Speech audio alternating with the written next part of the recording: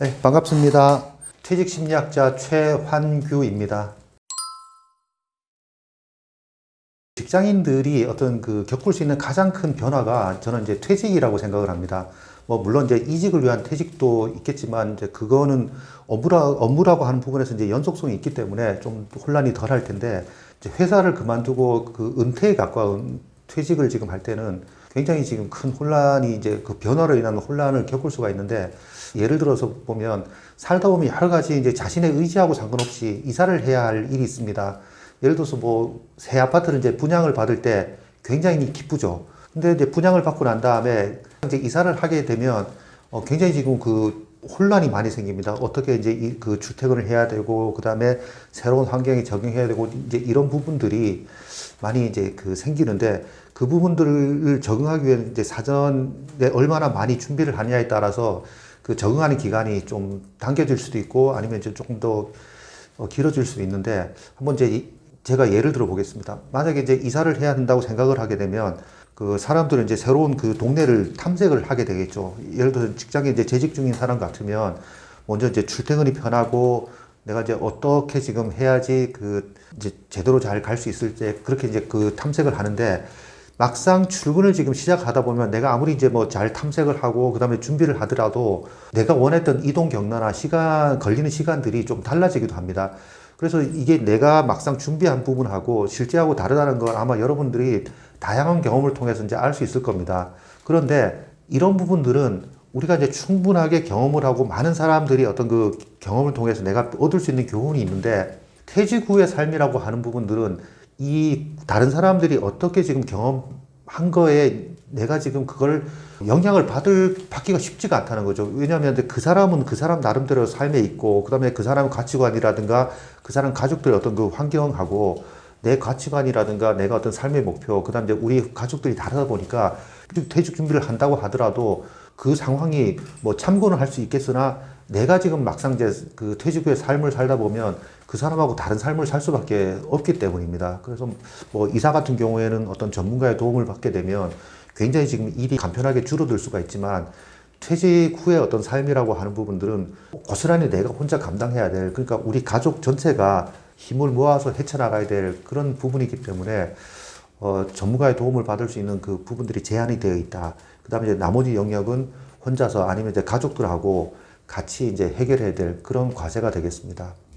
그래서 우리가 이제 퇴직 후에 굉장히 많은 사람들이 고민을 하는 부분들이, 퇴직 후에 내가 얼마나 지금 생활 자금을 마련하는 게 좋은가, 이런 부분에 대해서 대부분 거의 한 99%는 아마 그런 부분을 고민을 하겠지만, 실제로는 퇴직 후에 어떤 생활 자금 마련하는 것도 굉장히 중요하지만, 내가 지금 퇴직 후에 어떤 삶을 살지를 지금 준비하는 게 거의 저는 동시에 이제 같이 가야 된다고 생각을 합니다. 퇴직 후에 이제 경험할 수 있는 시행착오로 인한 혼란을 몇 가지 이제 소개하면, 첫 번째가 정체성에 관한 혼란입니다. 예를 들어 직장인 오랫동안 저를 어떤 회사에 다니는 최한규로 이렇게 이제 살아왔지 않습니까? 근데 퇴직하는 순간에 자기가 소속된 회사라고 하는 소속이 이제 사라지게 되는 겁니다. 이 말은 직장인이 아닌 직장인이라고 하는 정체성에서 이제 가족의 품으로 돌아와서 가장, 아니면 부모, 자녀, 혹은 친구, 최한규로 이제 살아야 한다는 걸 의미하게 되는 겁니다. 이건 사실은 이제 직장 다니기 전에 경험이지만, 내가 그렇게 삶을 살았던 게 이제 결혼도 하고 새로운 이제 가족도 생기기 때문에 완전히 정체성이 학생 때의 정체성하고는 비교할 수 없는 이제 그런 상황이 되지 않습니까?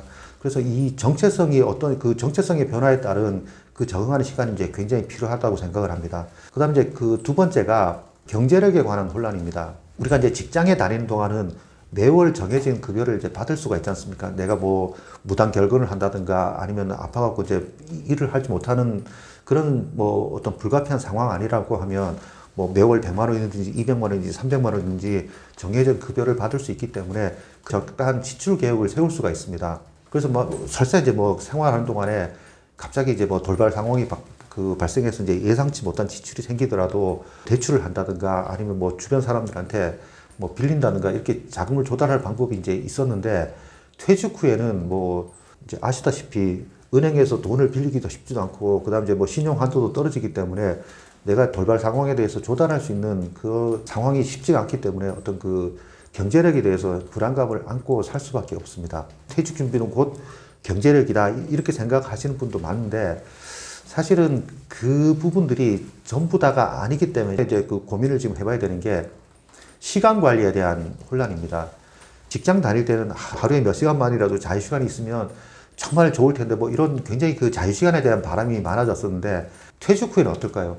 이 자유시간이 너무 많아지는 게 또 문제가 된다는 거죠. 그래서 우리가 이제 퇴직 후에 갑자기 이제 많아진 자유시간을 어떻게 활용해야 될지를 모르는 경우가 상당히 많습니다. 직장 일로 이제 시간을 보내다가 갑자기 이제 이 일도 없어지고 사람하고 관계도 이제 적어지다 보면 어쩔 수 없이 나한테 이제 주어진 시간이 많은데 이렇게 지금 많은 시간을 내가 지금 제대로 건강하게 활용하지 못하면 이 많은 시간 자체가 굉장히 지금 오히려 이제 부정적으로 작용을 할 수도 있다는 거죠. 뭐 직장 다닐 때는 친구들하고 편하게 이제 술을 한잔 마시더라도 이제 그 다음날 출근을 해야 되겠다 이 생각 때문에 사실 뭐 음주도 이제 절제를 하게 되고 이렇게 되는데 이게 이제 다음날 출근 시간도 없고 뭐 출근해야 된다고 하는 그 의무감도 없어지게 되면 친구들하고 자유롭게 아니면 뭐 혼자서라도 굉장히 지금 원하는 만큼 이제 술을 마시게 됐기 때문에 이제 과음으로 건강을 해칠 수도 있고 매일 이런 상황들이 좀 반복이 되면 내가 이제 술을 먹어야지 잠을 잘 수 있다고 하는 그런 상황이 되게 되면 알코올 중독이 될 수도 있습니다. 그래서 이게 얼마나 나한테 이제 적합하고 건강한 시간을 지금 보낼 수 있을까? 이제 이런 습관들을 만들어 놔야지 그 다음에 퇴직 후에 그 불필요한 어떤 시행착오를 줄일 수가 있게 됩니다. 자, 그 다음에 이제 네 번째가 재취업의 어려움으로 인한 혼란입니다. 대부분 사람들은 내가 이제 퇴직하는 시기에 맞춰갖고 국민연금하고 내 퇴직 시기가 이제 갭이 굉장히 생기기 때문에 이 기간 동안 아마 어느 정도 경제적인 활동을 해야 될 겁니다. 그런데 우리나라 시장에서 한 뭐 55 이상 되시는 분이 재취업하기가 뭐 사실 쉽지가 않습니다. 이게 나이가 상당히 지금 걸림돌이 되면서 이제 재취업에 어려움을 겪을 수가 있다. 그래서 이제 이 과정에서 자존심도 상하고, 그 다음에 이제 그 스트레스를 경험할 수 있고, 그 다음에 이제 자신감도 떨어질 수 있기 때문에 이제 이 부분도 같이 이제 고민을 좀 해보셔야 된다. 이렇게 말씀을 드리고 싶고, 그 다음에 이제 퇴직 후에 배우자하고 가족 관계의 변화가 지금 분명히 지금 따르게 되는데 여기에 따른 혼란이 굉장히 좀 클 수도 있습니다. 예를 들어서 퇴직 전에는, 그러니까 직장 생활을 하는 동안에는 아침 이제 몇 시에 출근을 하고 이제 몇 시에 퇴근하고 뭐 근무 시간이 정해져 있기 때문에 이 시간 동안은 집에 없게 됩니다. 보통 이제 뭐 아침, 점심, 저녁은 대부분 이제 밖에서 해결하거나 아니면 뭐 하루에 한 끼 정도 먹는 게 대부분인데, 이제 집에 있게 되면 하루에 이제 삼시 세끼를 집에서 먹어야 되지 않습니까?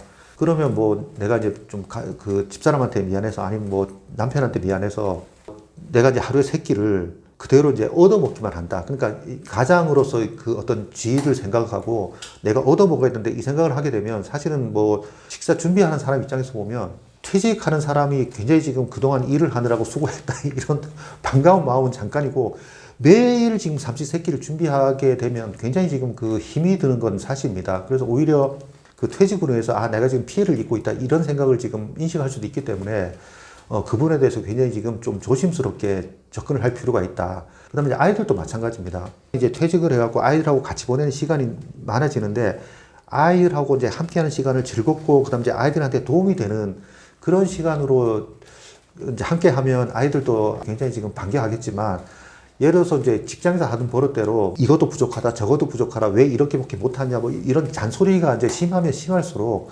아이들도 이제 퇴직자를 처음에는 반기겠지만 시간이 지날수록 뭐 멀리할 가능성이 이제 크다는 겁니다. 이런 상황을 방지하기 위해서는 직장 생활에서 이제 몸에 밴 습관들을 퇴직하는 순간 이제 버리고 새로운 사람으로 태어나야 합니다.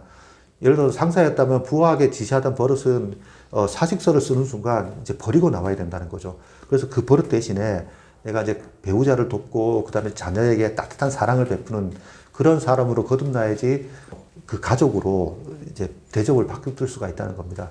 그래서 이렇게 되기 위해서는 퇴직자가 열심히 노력을 해야 되고, 가족들도 퇴직자가 이제 처음에는 그 직장에서 하던 습관을 이제 버리기가 어려울 거다. 그렇지만 우리가 조금이라도 도와주면 그 시기를 빨리 할 수 있다. 이렇게 생각을 하시고 좀 적극적으로 이제 서로 변하려고 노력을 지금 이제 하시게 되면 그 혼란의 시기를 좀 줄일 수가 있다. 이렇게 말씀을 드릴 수가 있겠습니다. 그 다음 이제 여섯 번째가, 퇴직자가 분명히 이제 어떤 삶에 대한 목표를 세워야 되는데 새로운 목표 설정으로 인한 혼동이 생길 수가 있습니다. 퇴직 후 어떤 그 계획에 대해서 충분하게 고민하지 않고 퇴직한 사람은 퇴직 후에 이제 새로운 목표나 계획을 세워야 되는데 이제 이 부분이 어렵게 느껴질 수도 있습니다. 뭐 퇴직 전에 이제 직장 생활을 하는 동안은 뭐 별다른 목표나 계획을 세우지 않더라도 이제 저절로 회사에서 회사 목표나 계획에 이제 자신을 맡기면서 시간을 보낼 수가 있었지만 퇴직 후에는 결국은 내가 이제 주도적으로 내 삶에 대한 계획을 세워야 됩니다. 이런 상황에서 이제 스스로 계획을 세우기 위해서는 목표와 이제 계획 수립이라고 하는 힘든 과정을 거쳐야 할 수가 있는데, 어떤 분 같은 경우에는 이 과정이 이제 힘들고 귀찮고 짜증나니까 회피를 하면서 이제 하루 가지고 그냥 편한 대로 시간을 지금 보내는 분도 계시거든요. 이제 그런 분들 같은 경우 이제 이거 시간이 지나면 지날수록 그 삶 자체가 어떤 그 결과물이 없기 때문에 점점 더 지금 황폐화되는 이제 그런 부분들을 경험할 수가 있습니다. 이제 그런 분 같은 경우에는 가족한테도 따돌림 당하고 친구들도 사실은 이제 목표가 없는, 그러니까 미래지향적인 사람하고는 사실은 좀 만나는 게 부담스러울 수 있기 때문에 점점 이제 사회적으로 고립되는 그런 상황이 될 수가 있기 때문에 우리가 회피하지 말고 자기 현실을 직면하고 정말 가능한 목표를 세워갖고 그걸 실천할 수 있도록 노력을 좀 하신다고 하면 자기 삶에 대해서 좀 자신감도 생기고, 아, 내가 지금 이렇게 하면 내가 이제 남은 인생을 잘 살 수 있겠다, 이런 확신이 들 수도 있게 됩니다. 따라서 퇴직을 준비하신다고 하면 이런 혼란을 겪을 수 있는 이런 부분에 대해서 미리 계획을 세우고 적절한 대처 방안을 마련하시면 여러분들의 어떤 그 퇴직 후 생활이 훨씬 더 충실하고 튼실한 결실을 맺을 수 있지 않을까, 그렇게 생각을 합니다.